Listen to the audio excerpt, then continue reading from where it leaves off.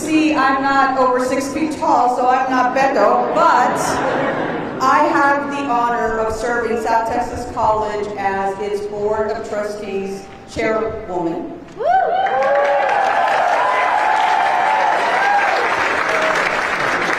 I represent Starr County, but I also represent Hidalgo County because every decision we make when we take a vote there impacts each of your lives, your friends' lives, your family's lives. And so I'm so happy to see such an outpouring of support for what is democracy today.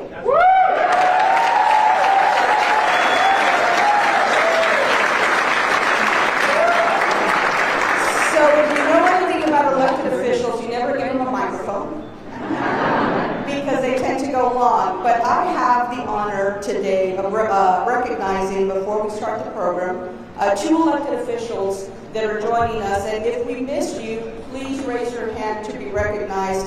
Today we have Chair Patrick Aronini, the Hidalgo Democratic Party Chair, joining us.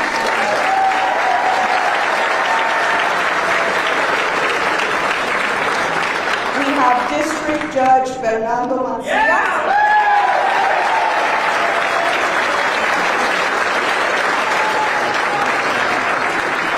We have the City of Hidalgo Council Member Augusto Contreras.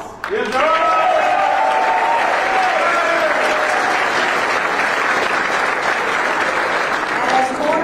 I am sure we will get a chance to recognize him. I will simply say to everyone something that is very, very dear to my heart, and that is the importance of voting. We sometimes forget how valuable one vote can be, but I'm going to tell you a quick story about the 2018 governor's race in the state of Texas. There's a population of 30 million people in the state of Texas. Almost 15 million of those are 18 and over and are able to vote, a right that we should never, ever take for granted. In the last election, only 7 million people voted, which means that if you turn to your left or your right, you or someone else made decisions for you because people did not vote. So we want to make certain that as this process unfolds, each and every one of you that are registered to vote exercise that right to vote, that you make your voice be heard, that you ensure that the decisions that policymakers are making are the right decisions for you in the present, but more importantly, in the future. Because each of you hold your future and our futures in your hands.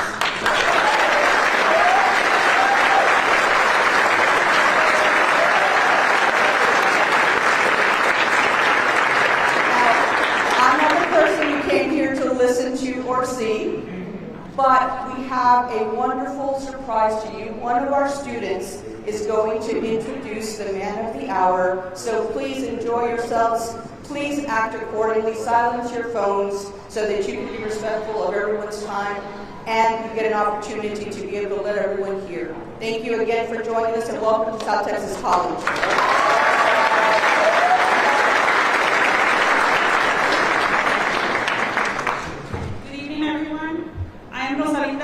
President of the Political Science Club at South Texas College.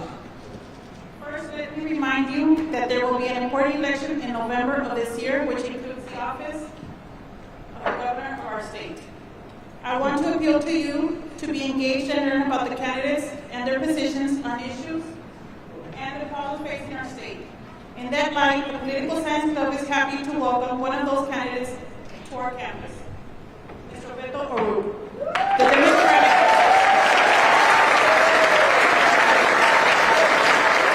Democratic nominee for Texas Governor, so students can have an opportunity to hear from him and become informed. Mr. Beto, we appreciate you taking the time to visit South Texas College to meet with us, the students.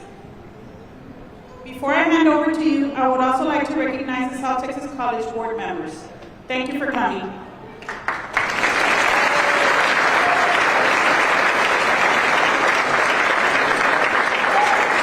Hey, how's everybody doing? Good to be with you. Thank you all for the opportunity to join me. And I want to say thank you to Rosalinda, to Rose, for welcoming us, to each of you, for taking some time to come out and to welcome a friend from another part of the border, from El Paso, Texas, where we've got some folks who know where El Paso is. Hey, thank you. Thank you for coming out. It means a lot to me to be here. And when we first launched this campaign for governor of the state of Texas, one of the very first communities that we chose to visit was this one. As you all know, you in particular, as you all know, this is not a part of the state that often gets statewide candidates or elected officials coming out, certainly not to celebrate what is amazing about this community. It's a little bit harder to get to than the rest of the state, and as I counted the DPS troopers as I drove down from Laredo, Texas today, it also makes you drive the speed limit as you come in, because it gets very expensive otherwise. But it's a place that I love, and we didn't just come here once when we launched this campaign in November. We have come back time and time again. This is actually our 4th visit to the Rio Grande Valley since we launched this campaign. And it's great to be back. We love being with you all. And I love everything about this community. First and foremost, the people who are here. There is no one more kind or stronger or more proud of their community than those who are here with us today. Those that I've met in my travels and journeys throughout the Rio Grande Valley over the last 5 years. There is a fierce pride and a desire to tell the story of this community, not just to others who live here right now, not even just to other people in the state of Texas, but to those throughout the rest of the country and the wider world beyond. You want people to see the natural beauty of this community, this river that joins and does not separate these two people and these two countries on either side of the border. You are proud of the fact that this is a community of immigrants because you understand that those who choose to come to this country do better for themselves, yes, that's for sure, but they also do better for all of us in the things that they create, that they make happen, in the success that they produce, not just for themselves, but for the community, the state, and the country beyond. This is one of the safest cities in the United States of America, as is Laredo, as is El Paso, not in spite, but because we are cities of immigrants who recognize that that is our strength and the key to our success. And yes, also our security and our safety. We understand that the border is primarily not a threat, but it is an opportunity.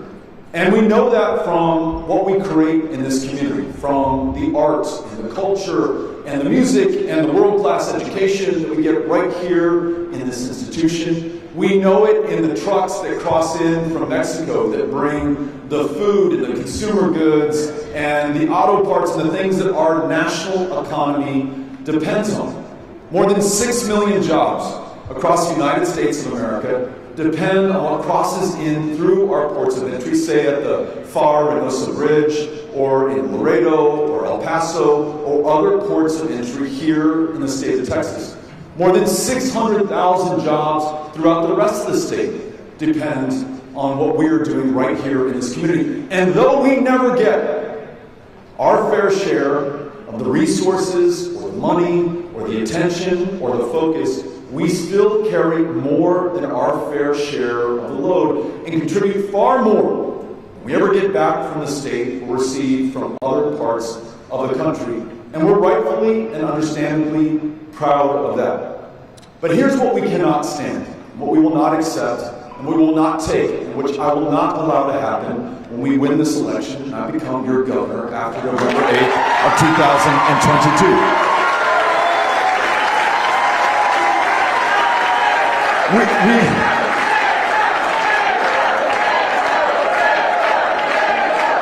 We will not allow people to demonize us, or vilify us, or lie about us, or say that we are something that we are not. We know full well exactly who we are.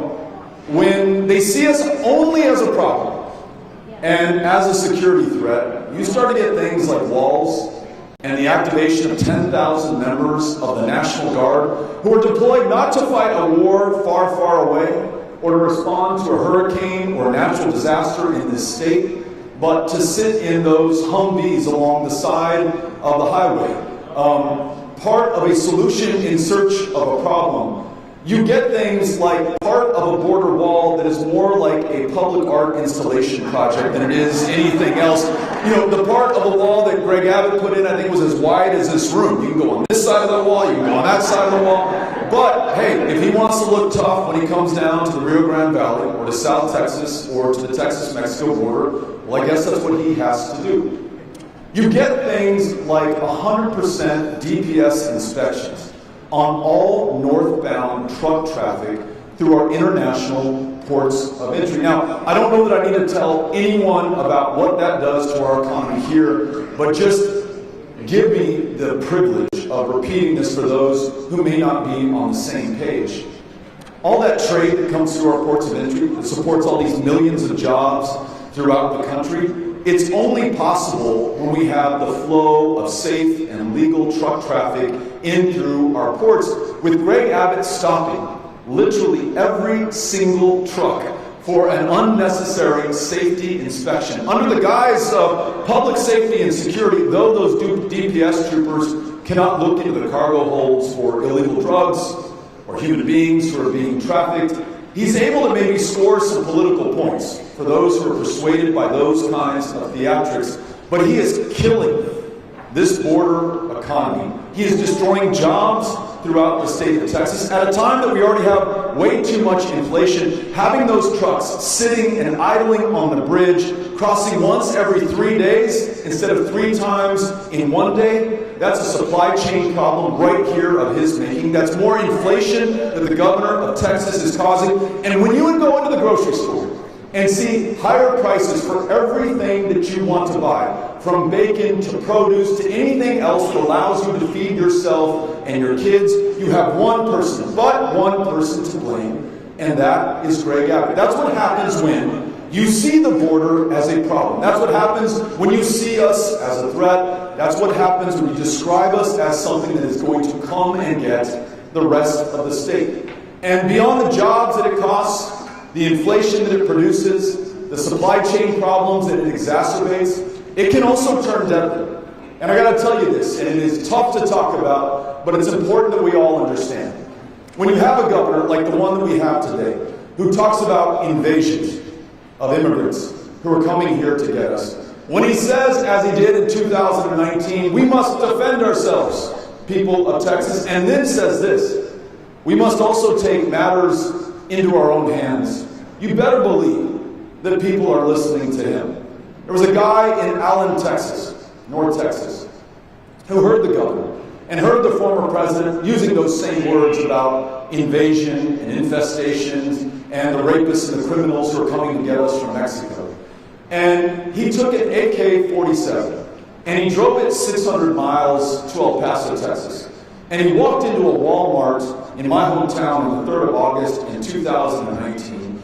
And he started to shoot and kill and slaughter the people of El Paso, Texas. Anyone who looked to him like an immigrant, maybe because their skin was brown, or the accent with which they spoke, or the fact that they may have been speaking Spanish instead of English, didn't matter to him. He killed them. Grandparents, parents, kids, completely innocent people, all for the reason that he was told that they posed a threat to him and to this state. In the message that he posted on social media before he went in and started killing people in El Paso, he said, I came to repel the invasion of Hispanics who are going to take over the state of Texas. Using the same language the governor, the former president, others in positions of power had used to talk about border communities like this one and mine in my hometown. 23 people dead. And I met some of them before they died, kept alive by doctors and nurses and modern machinery, all manners of pumps and hoses and wires and cables going into their body to try to feed them and keep them alive when their internal organs were shredded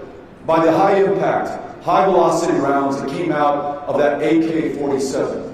I spent time with their kids and their spouses and still stay in touch with them right now. And though it's many years later from that day on the 3rd of August 2019, those wounds are still with us in our community. There are many people who feel because they are Mexican American, they now have a target on their back. I met a young mariachi who said that she was no longer going to perform because she said, I am a symbol of the Mexican culture that those in power are teaching the rest of the people in this state to hate right now. I say all of this to remind you of the cost and consequence of someone who does not understand us on the border, someone who hates us on the border, someone who tries to sow fear and anxiety and hatred among other people across this state and throughout this nation. Not only must we stop that, but we must turn the page and start investing in the border. Instead of $3 billion on activation of the Guard or building this wall or surging DPS troopers to the border, what if we invested in connecting the Rio Grande Valley with the interstate highway system that connects to the rest of the country? What if we made sure that school teachers who are underpaid by more than $5,000 a year in this state get an honest salary for the honest day's work that they do here?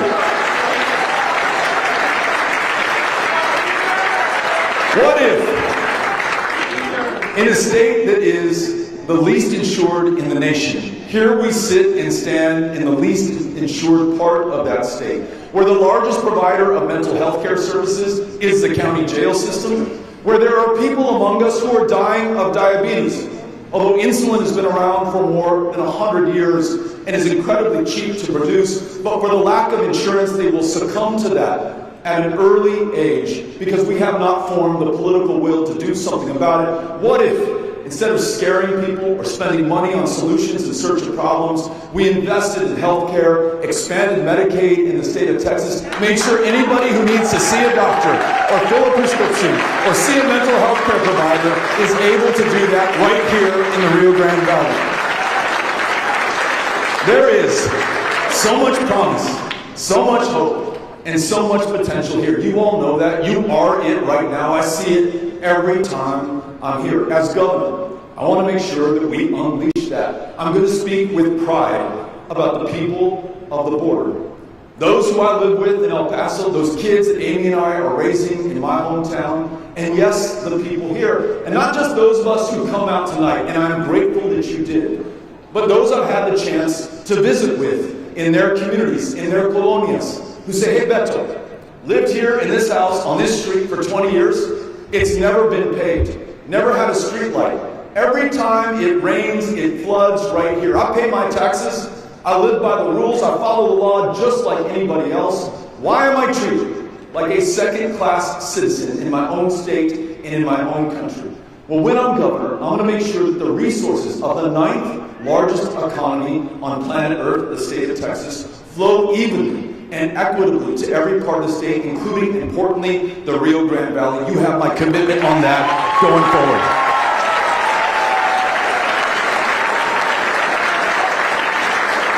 And this is what I want you to remember. We're going to make sure that we focus on the things that can actually bring us together and that can improve life for everyone in the state of Texas. Not the culture war stuff, not the things that divide us, not those issues that pit one Texan against another, but things that Republicans and Democrats and independents alike can agree on. And I'll try 3 out on you right now. 1, let's make sure that we are creating better and higher paying jobs for anyone who wants to work in this community or any part of this state. For those who want to enter the medical profession, say you want to be a nurse, right now we ask you to take on tens of thousands of dollars in debt for the privilege of saving our lives and taking care of us when we're sick. How about this? When I'm governor, we're going to wipe clear the debt of those who want to serve their communities in these important frontline positions.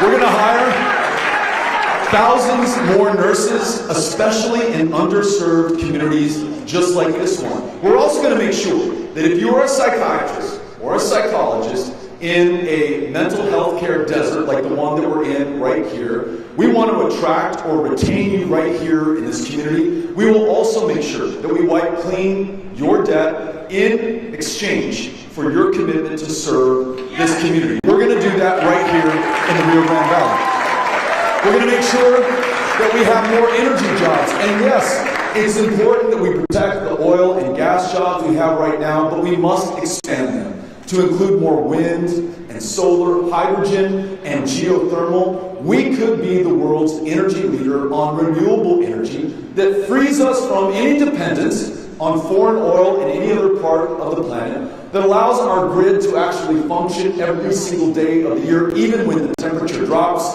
in the Rio Grande Valley, and that allows us to confront the challenge of climate before it is too late. Those are high-paying, high-wage, high-skilled jobs, and if we do it right, they'll also be union jobs that have the kind of protections that we want for the workers who are in them.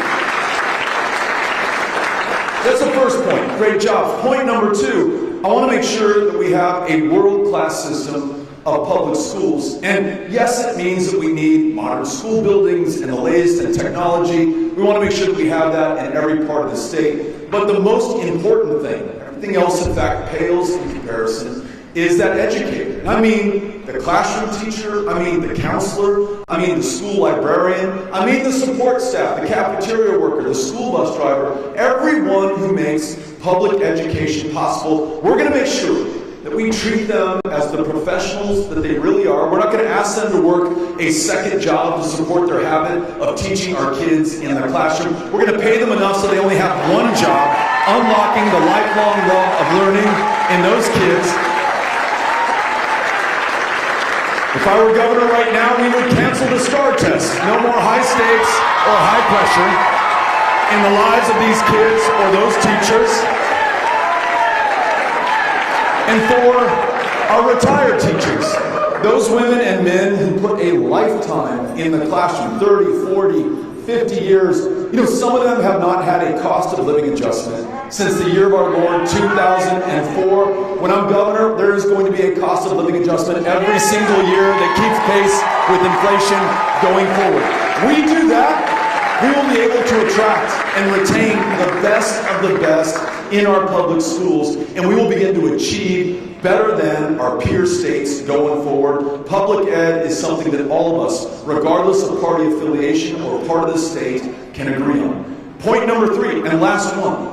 What if we did what every single one of our border states have done so far? Louisiana, Arkansas, Oklahoma, and New Mexico, most under Republican governors, have expanded Medicaid to make sure that more federal health care dollars flow into our communities. It's $10 billion a year for Texas that we are leaving on the table right now. Not only are we the least insured state, not only are people dying unnecessary deaths and living far sicker than they would otherwise have to be, not only are we not recruiting the physicians and medical providers that we desperately need in our communities, but it's also hitting us where it hurts the most for homeowners and renters, and that's in our property taxes. Because when that person with diabetes, who now has glaucoma, but doesn't have insurance and cannot afford insulin, finally gets so sick, and the suffering becomes too much, and they take themselves to the hospital, that bill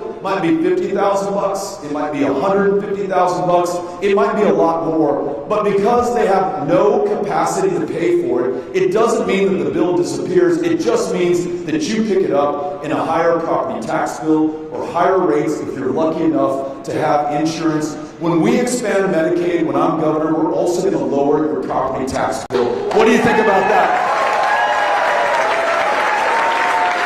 So listen, those three ideas that bring us together, great jobs, world-class schools, the ability to see a doctor, fill a prescription, see a mental health care provider when you need to, that's not so controversial. That doesn't pit us against one another. That's not going to further divide an already very fractured and polarized state. And it is the perfect contrast to the guy who holds the highest position of power right now, who wants us to fight over every issue under the sun right now. Like this craziness about pursuing transgender kids and turning in their parents for child abuse and taking those children from the loving adults who've raised them and are trying to help them navigate one of the toughest things that a child can go through. We want to keep that kid in that house and make sure they receive that love when they most need it and when they're at their most vulnerable.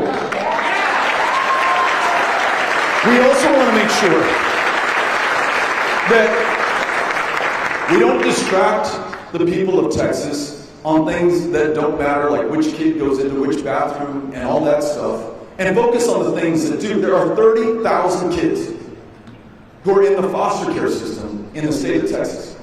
And a judge 6 years ago said those kids emerged from foster care more damaged than when they went in because we have so underfunded child protective services. We don't support those caseworkers nearly enough. We haven't hired enough of them. And we've started to privatize the care. We say, hey, look, the state of Texas can't figure this out. You, private provider, you do that. And there won't be the oversight or scrutiny that's necessary. Well, here's the result.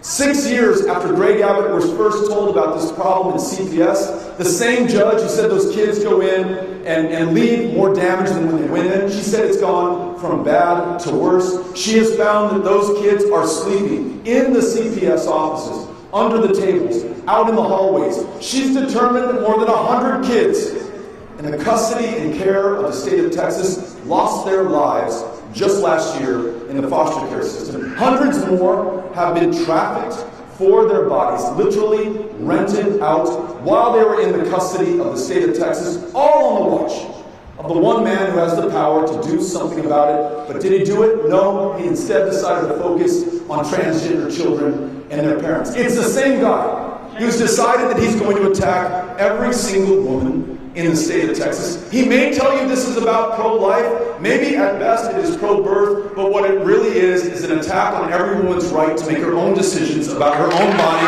her own health care, and her own future.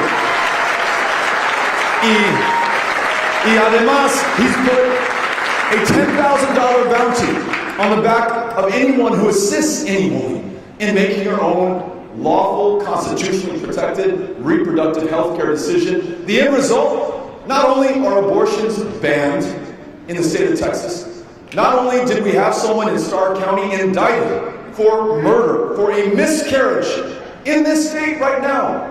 This is not fiction, this is not The Handmaid's Tale, this is reality in Greg Abbott's Texas. But we now lead the country in the rate of maternal mortality, 3 times as deadly for black women in this state as it is for white women. We lead the nation in the rate of teen pregnancy and repeat teen pregnancy because not only can you not get an abortion, try getting a cervical cancer screening when the reproductive health care clinics have closed down. Try getting any family planning help whatsoever in the Rio Grande Valley or any other part of Texas.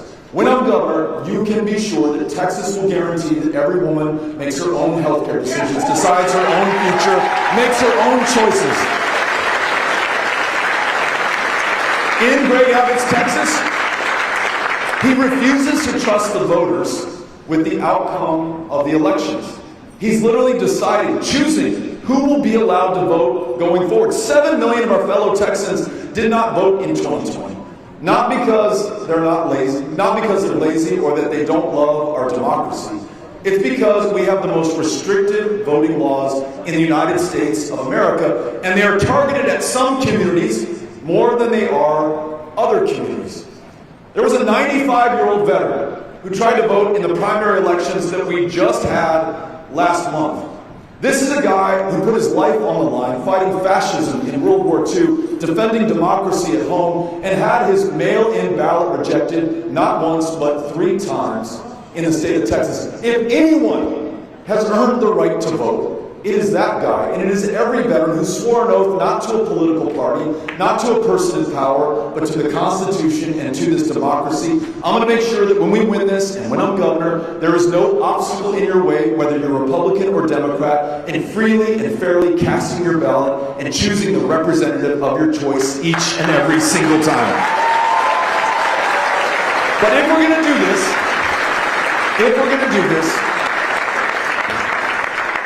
we've got to get past this man and these divisions,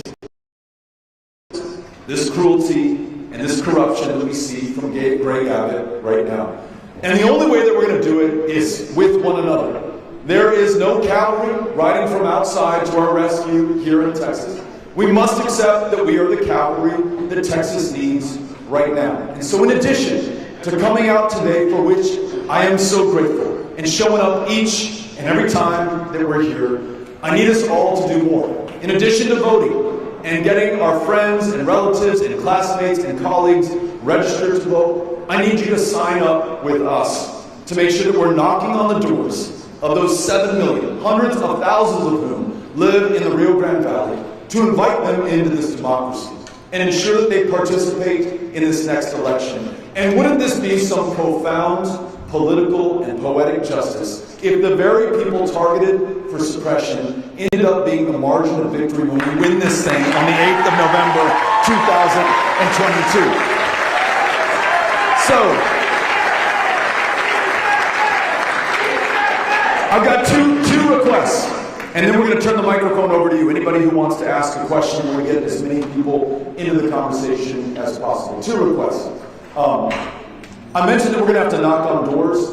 I'm going to need both volunteers who are willing to knock on doors, and I'm going to need people who will host those volunteer canvases, meaning that you're willing to have people meet at the park in your neighborhood and lead a canvass where you knock on the doors of your neighbors to tell them why this election is so important, in your own words, from your own heart. I'll also need the volunteers who will show up at that canvass to work with you to do that. So the first group of people I need are hosts who are willing to lead door-to-door canvases in your neighborhood. Remember, there is no other way that we're going to win this. We can run the best TV ads in the world, we can raise all the money under the sun, but the most powerful way to impact somebody's decision to vote is to show up at their door. One human being looking right at another human being, eye to eye, face to face. You will remember that before you remember anything else that we will throw at you over the course of this campaign, anything else that Greg Abbott will throw at you over the course of this campaign. Is there anyone here who would be willing to host a canvass in their neighborhood so we could go knock on the doors of your neighbors and bring them into this election and win this thing? Anyone? I've got some hands in the back. I've got a bunch of hands. So how are we going to them? Raise your hand up high. Raise it high. I need my team to go out there and go sign them up. Go, go, go. Keep your hand up. I've got 3 right here. Jason, let's go. Let's go. Irma, Chrissy. The folks, Chrissy, Irma, Amanda, Jason, who are running out to meet you, we do not let them have dinner tonight unless they've signed up a certain number of hosts. So if you could keep your hands up until our volunteers get to you, Cynthia. I'll keep my eye out, so just keep your hand up. I will go find you. I see one there, and I see some in the back. And if it strikes and you have the feeling, keep your hand up, we will come to you. All right. Cynthia, do you have ambassadors who can go to them? Or? Yes, I'm going to collect them all right here. Okay. Collect the rest. Everybody that, come to me now. So this is great. We have more hosts than we expected to have, which is wonderful. These are the people who are going to anchor our canvases all across this community. So.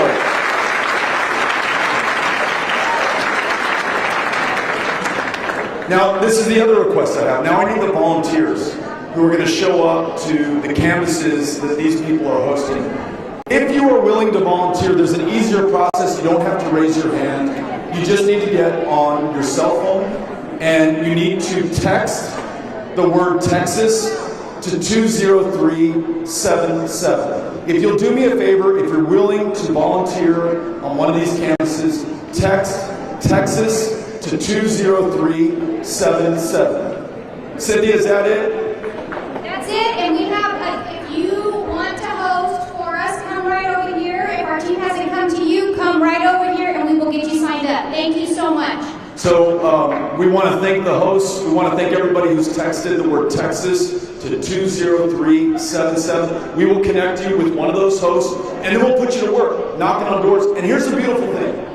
On the night of November 8th, given everything that's at stake, that's on the line, the odds that we're up against, you are going to have a clear conscience. You have done everything within your power to make sure that we win this election bring it home for the people of Texas, and have something to celebrate on that night. You with me on this, guys? All right. Thank you all so much. Cynthia, let's take some questions. All right. If you'll raise your hand, we'll bring you the microphone. You can ask a question or make a comment. I will come to you, and I'm not even going to make you sign up as a host. I still will take your question. So I want to help you win for governor, but like this. So I want to help you win for governor, but I'm just a student. But I do want to volunteer at the best a student can do, like maybe just like form a student group or something like that. So how can a student help out, like at best? Or I love this question because when we showed up on college campuses just like this one in 2018, and we did it against the advice of all the political consultants and the smart people in the state of Texas who said, hey Beto, don't waste your time with young people because young people don't vote. We ignored that advice. We showed up anyhow. Young voter turnout in the 2018 election was up 504% from the previous midterm election. So, since you're asking, we would love for you, and I'm going to ask my team, Irma or Amanda or someone on my team, Angela's right there, to sign you up. We would love your help to become a volunteer deputy registrar, which allows you to register voters in Hidalgo County who have just turned 18 or 19 or 20 or older than that for that matter. As long as they're U.S. citizens and otherwise eligible to vote, you can get them onto the rolls. And then we want you to bring in other student leaders to join you in that effort. If you are willing to, we would love for you to captain this effort right here on this campus. Sounds good? All right, thank you. I got a thumbs up. So first and foremost, I actually helped you when you were running for senator. I won't back thanks to my friend Amanda, who is with you and your team. My question, I'm in the produce business, and it is something that is taking everything by chaos. There's a lot of my fellow people that are in produce. Us, for like example, there's like loads. I'm talking about like 13 trucks that have either fresh vegetables that are, that have to get to the warehouse and everything. We've already talked about it. We see the strikes coming from the drivers in Mexico who have just like had enough of it. And we want to know, like, if you were governor, what would you do? We know it's a political stunt because I've been in the produce business for the past 9 years. Never have inspections been so severe. Even when Greg Abbott was governor before, we've never had this issue. So now it's not only going to cost inflation, it's going to cost, we as growers, as shippers and distributors are asking ourselves, who's going to be responsible for the thousands of dollars lost in this produce? Not only that, but we have a lot of friends of mine who are also in produce. I'm in sales. Right? We work off of commission. So who's going to pay us stuff that we cannot sell because it's being donated to the food bank? Just today, we donated 10 pallets of Roma tomato. One pallet of Roma tomato is 1,620 boxes. So you can imagine 10 pallets, or not 10 pallets, 10 loads of tomato that is just being donated to the food bank because we cannot sell it. It's not graded by the USDA as a #1 tomato anymore, so we have to get rid of it. So not only are we losing, the farmers in Mexico are losing, and then the people in Excelsior are losing, and then everybody else is losing. When you go to the store and you see the prices going up, like on avocados, on tomatoes, and all of that, how can we avoid this? Because this just started happening recently, and we know it's a political stunt because he's running for re-election. That's right. That's exactly why it's happening right now. It doesn't make us safer. It doesn't improve security. It hurts you. It hurts every consumer in the country. It hurts small businesses. I was listening to a produce importer in FAR who told me that she now has U.S. trucks that are coming from Wisconsin and Minnesota to pick up the produce that she imports, but there's nothing in her cold storage facility right now for them to take back. So you know what the truckers are doing? They're taking these loads to Nogales, 1,200 miles away, a 20-hour drive from where we are in the Rio Grande Valley, and she's having to import the produce from Nogales, Arizona, from within this country to get it to her warehouse and then ship it up to Wisconsin, Minnesota, or wherever. So yes, higher prices, more inflation, supply chain problems, and these big businesses are going to move to Arizona. That's why our new campaign slogan is, Greg Abbott is great for the state of Arizona, but he's mad for the people of Texas. So you ask what we're going to do.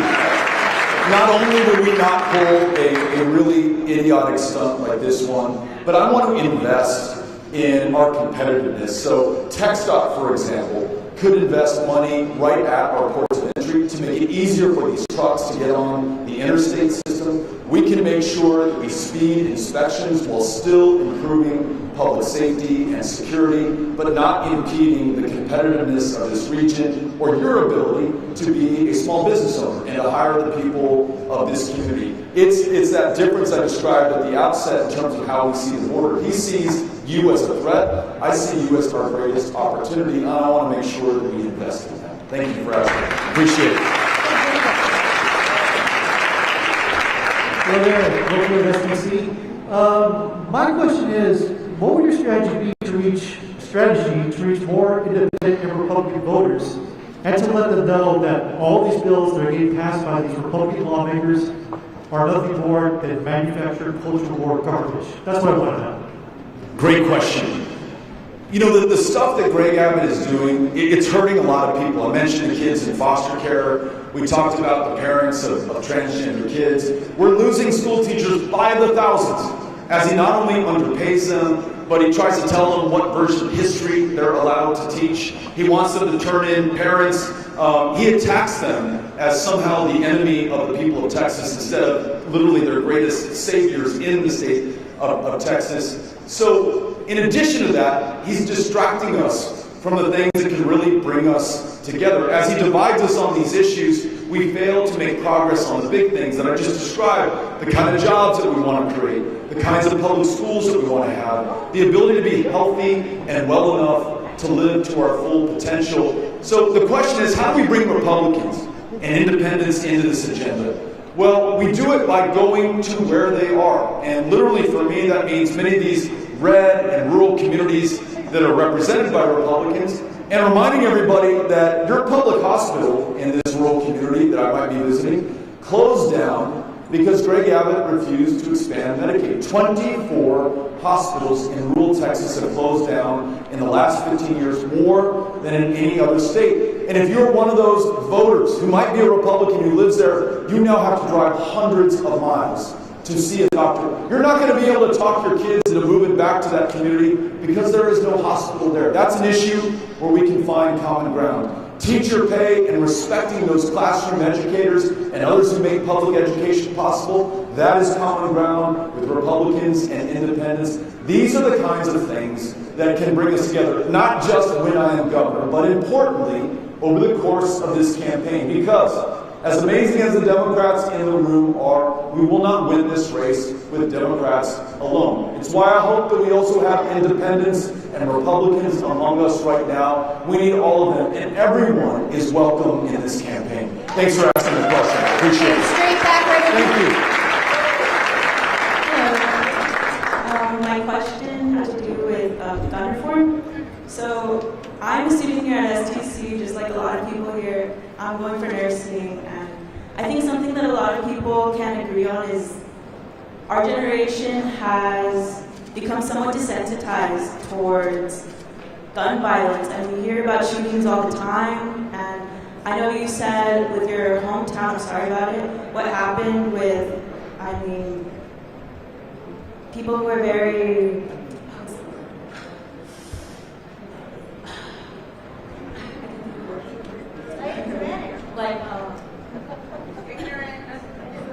like super crazy. I don't know, like very, crazy local. I just want to know what your plans are for gun reform, how we should deal with this problem. Thank you for being here. Thanks for asking the question. Appreciate it. So, look, like most of you who are from Texas, I grew up using guns for hunting. They were in the home for self-defense. My great-uncle Raymond was a sheriff's deputy. In fact, he was the captain at the El Paso County Jail, and he won the Sharpshooter Award. And it was the thing that he was most proud of. And so when my sisters and I first learned to shoot, he was the one who taught us. But he also taught us about the responsibility that comes with owning a firearm. And that is very common here in this room and across the state of Texas. We are a proud gun-owning state, and we own these guns responsibly. What Greg Abbott is doing right now with permitless carry, this is a bill he signed into law, even though police and sheriff's deputies begged him not to, because more cops and law enforcement have been gunned down in the state of Texas than any other state. And allowing anyone to carry a loaded gun in public without a background check or any training whatsoever is going to make it even more dangerous to be a cop or to be a deputy. It's going to make their job even harder protecting the rest of us. Abbott turned his back on law enforcement and did this nonetheless. That is not part of our responsible tradition of gun ownership in the state of Texas. But here are some ideas that we can lead on, and we're going to find Republican and Democratic legislators agreeing on. One is universal background checks. If you purchase a firearm in the state of Texas, we're going to do a background check to make sure that you're not going to use that firearm against someone else in your life. It makes common sense. Most other states have done that. It's what the rest of the civilized world understands. We've got to get with the program here in the state of Texas. Number two, and I learned this one from listening to the survivors of the Santa Fe High School shooting, where unfortunately these kids in high school were killed because another student got his hands on his parents' gun. Safe storage laws say that if you have someone under a certain age in the house, you've got to keep that gun locked up and secured so that that young person cannot get their hands on it and use it to kill themselves or to kill someone else in their life. That makes a lot of sense. And the third one is an extreme risk protection order. So this is where if someone is saying, hey, I want to shoot or harm the people at my workplace or in my community or at my school, and they do have a firearm, there is a deliberate process to make sure that we protect the public by separating them from that firearm for a little while until we are assured that they are no longer a danger to themselves or other people. These are common sense, common ground solutions that most people in the state of Texas can get behind.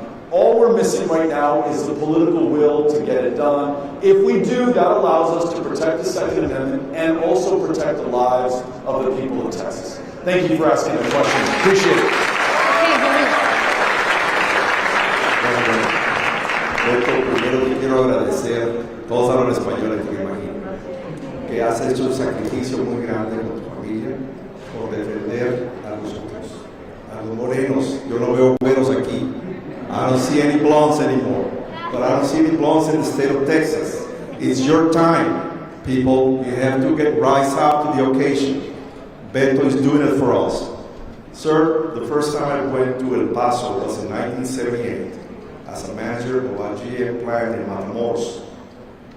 When I came back home, I told my parents, they asked me, in Matamoros, I'm from Matamoros, they asked me, how did you see El Paso? I mentioned, I thought it was like Houston on the border. Okay, I went to the Small City restaurant, if I recall, a nice restaurant out there. This is the problem, people. We're not being taken care of because we're not standing on our own feet. Somos mexicanos y tenemos que luchar through education. The only thing that I'm very upset about, Beto, seriously, is the FAR bridge. We had 8 years or more when Presidente Calderón announced to the world that he was building a bridge to the Baluarte River, one of the longest bridges, suspended bridges in the world. We had 8 years or more to prepare for that FAR bridge to be ready to receive all those trucks that are feeding our supermarkets. I like my strawberries, I like my moras to be fresh, and everything. That's when they switched from Nogales, Arizona to our little town of FAR, Texas, okay? And this is when you saw all those refrigerator warehouses pop up like mushrooms. You people need to get up and fight. You need to do it consciously. You need to do it smartly. Beto is doing a great sacrifice. I've never met him. Don't believe that I'm doing this for a reason. But I'm very upset at what is happening at the FAR Bridge right now. That has to be on the news cycle all over the world. We fought, We started free trade, and now we're stopping it for some stupidity of somebody who does not want to leave and go home and let somebody else lead the state the way it should be, to fight for you. Beto, gracias, gracias. Gracias a usted. Thank you, sir. And to the gentleman's point, you know, when we drove in this morning from Laredo, we went to a cold storage facility in Pharr, Texas, not too far from the Pharr Reynosa Bridge, to bring the press of the Rio Grande Valley and also the state press and even the national press covered this press conference. We had a customs broker and we had a trucking company CEO talk about what this is doing to the community, the jobs that it is killing, the small businesses that are going to go away, the big businesses that are moving back to Arizona and away from Texas. I'm going to make sure that I fight for this community with everything I have. I'm not waiting until we win this election and I serve you as our governor. I am doing it right now. I'm fighting for you and I'm with you, and I thank you for being here and reminding us of that. Thank you. Gracias.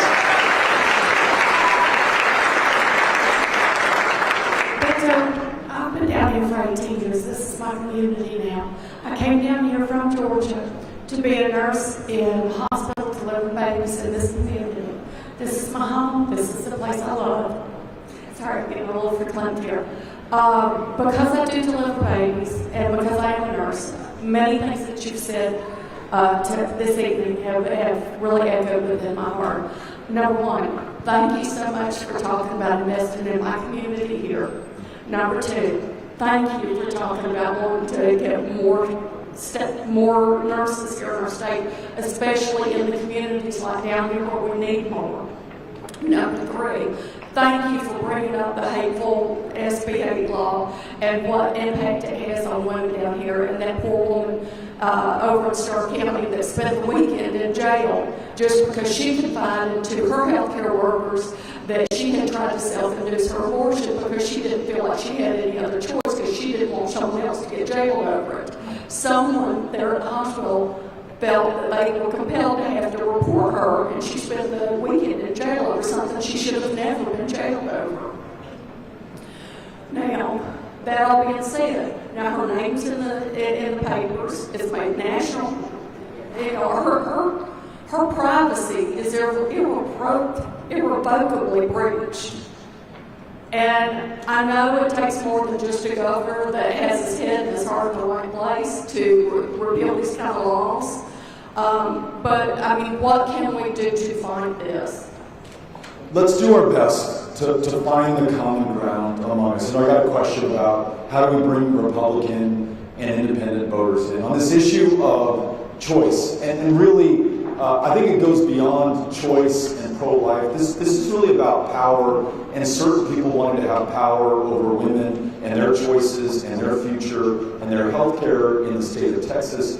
But when I talk to my mom, who I may not see eye to eye on this, you know, I was raised very Catholic. She is as devout as they come. And we may not agree on every part of this, but when I remind her about the crisis in maternal mortality in this state, because we closed down all these reproductive health care clinics, the rates of teen pregnancy and repeat teen pregnancy, we lead the nation in that. She says, hey, Beto, well, that's not good. That's not what we want out of this. I say, Mom, you're right. So we've got to make sure that we find some common ground on this. And we may not get every single thing we want right away, but we have to do better for the people of the state, and in particular, the women of this state who are under attack, unlike almost any other place, anywhere in the developed world. The irony is probably not lost on you that Mexico has begun to move in the other direction. Just a few years ago in Mexico, if you had an abortion, you would be arrested. If you had a miscarriage, you could be arrested in Mexico. Mexico is now legalizing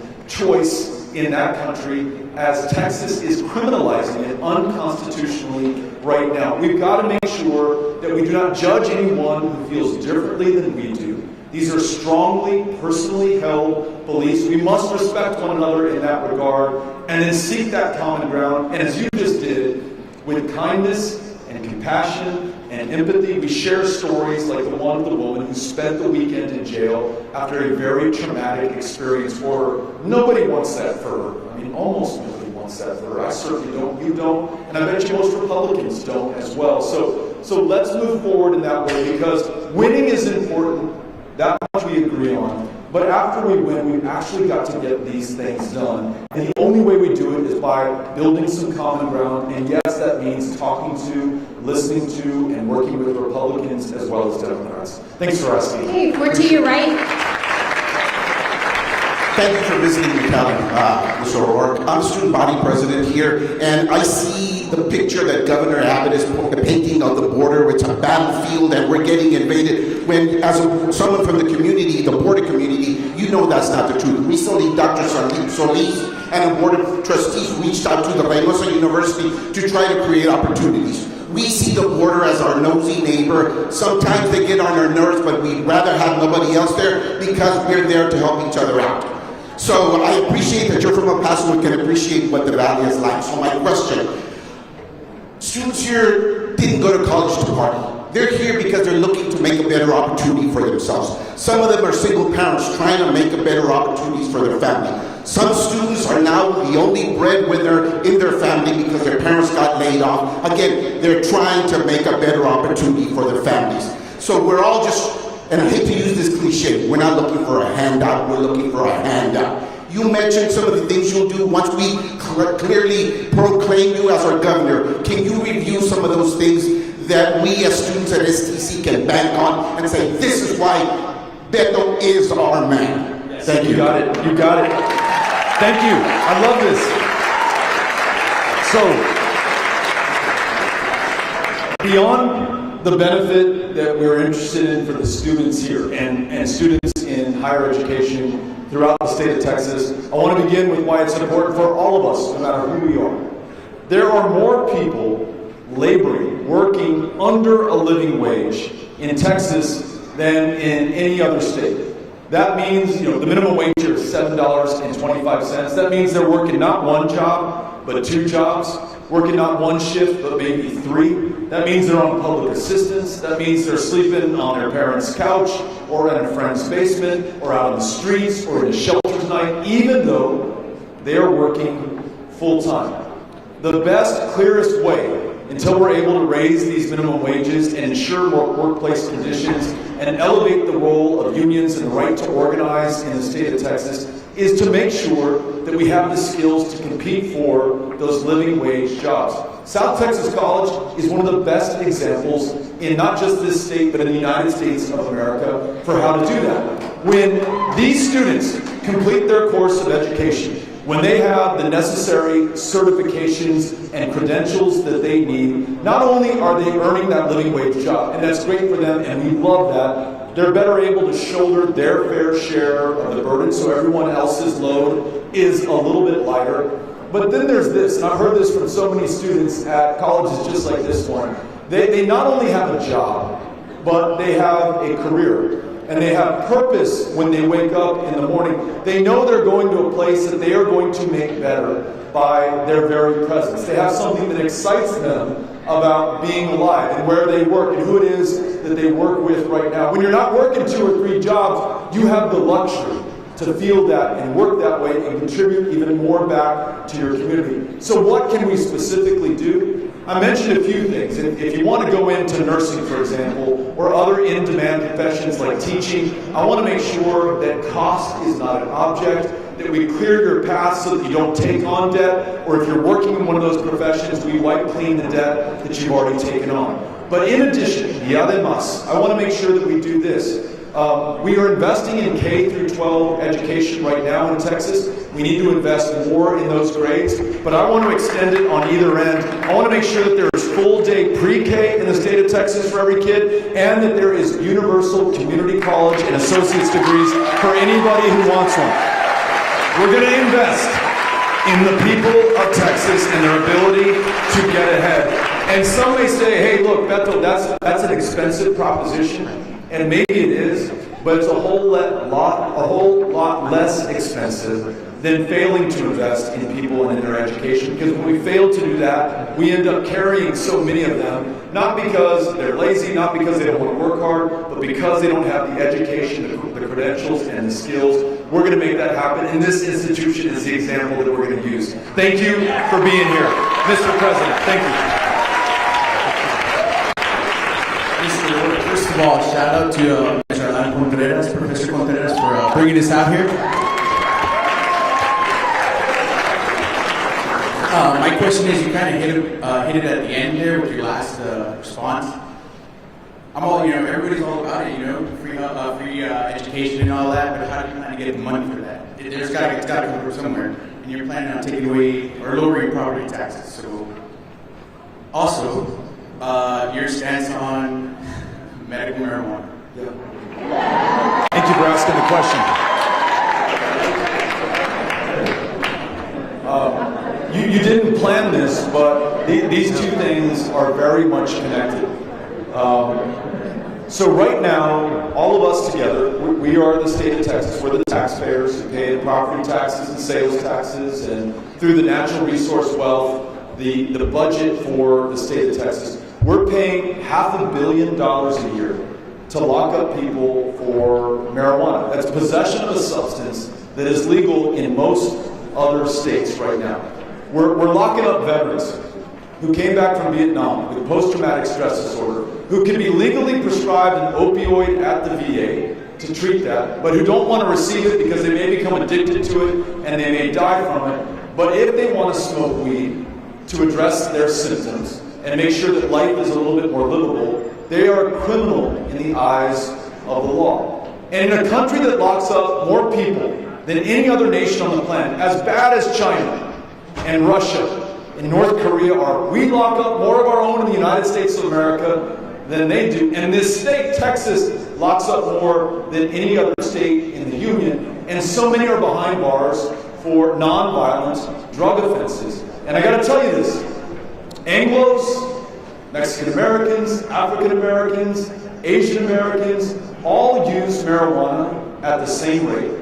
But disproportionately, black and brown Texans are the ones who are stopped and frisked and arrested and incarcerated, and upon release have to check a box on every employment application form saying that they have a conviction, are denied student loans because of that conviction to be able to attend higher education. So this is unfair, it's unwise, and it's deeply expensive, and we're also losing out on another $500 million of revenue if we were to tax the controlled and regulated sale of marijuana. That's why, as governor, I'm going to make sure we legalize marijuana in the state of Texas, bring in $1 billion a year that we can invest in public education or higher education. If we require corporations to pay their fair share of property taxes, we're missing out on about $5 to $6 billion a year. We put that into the mix. There are many other ways that the 9th largest economy on the planet can fund priorities like education. I'm going to make sure that we find them. Thank you for asking. All right, straight back. This is going to be our last question. Thank you, Cynthia. My question is, what's your stand on Operation Lone Star and will you keep it? So Operation Lone Star is part of this mess that everyone has been referring to. The trucks that are stopped on the border, that are bringing in the trade right here, the activation of 10,000 members of the National Guard who are taken from their families and their communities for a 1-year deployment. 4 of those Guard members have taken their own lives. 2 of those Guard members have died in accidental deaths. None of them need to be on the border right now. We must return them to our communities. These DPS troopers, we are grateful for their service. They have very tough jobs, but I want to make sure that they're not just on the roads and highways of South Texas and the Rio Grande Valley and border communities, but I want to make sure that they're on the highways and roads in North Texas and the Panhandle, East Texas as well. We've had more highway traffic fatalities and accidents in Texas this last year than in any year since 1980. That may have something to do with all these DPS troopers concentrated along the border as part of Operation Lone Star. And I don't mean to tell you It doesn't matter how high you build the wall, how many guardsmen or DPS troopers or Border Patrol agents you have on board. If someone has no choice to protect their kids but to flee 2,000 miles from Central America and seek refuge and asylum in the one place that can keep them safe, they are going to try to do that. I would try to do that if it was the only way to keep my kids alive. We're not going to meet this problem at the border successfully, Operation Lone Star or anything else. We need fundamental, comprehensive immigration reform in this country. We need to address the issues in the home countries from which these people are fleeing right now. We need to assert some leadership in the hemisphere, in the United States, and we need to lead that effort right here in the state of Texas. If we do that, there is no more vilifying, demonizing the border, no more stoking fear about those who are coming here. We can start to live our values with laws that reflect our reality. So no more Operation Lone Star when we win this, and we're going to have a humane border policy that keeps our communities safe going forward. Thank you all so much for coming out here today. We're going to stick around for a little while for anybody who wants to take a picture. Les agradezco. Thank you very, very much. Adios. Thank you all.